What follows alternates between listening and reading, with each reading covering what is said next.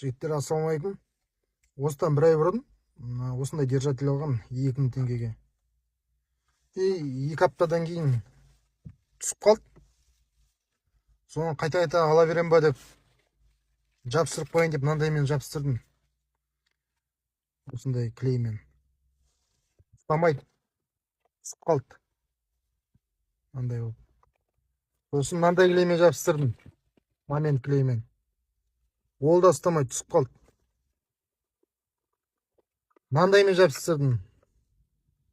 110 деген супер клеймен. Ол да ұстамайды екен. Сөйтсем мынандай нәрсе бар екен. 3M деген. Двухсторонний скотч. 200 теңге тұрады осы. Бір кішкене кусок қана жабыстырдым. Жақсы ұстап тұр. Сол дұрыс екен, М3 деген. Любой строительный магазине сатады.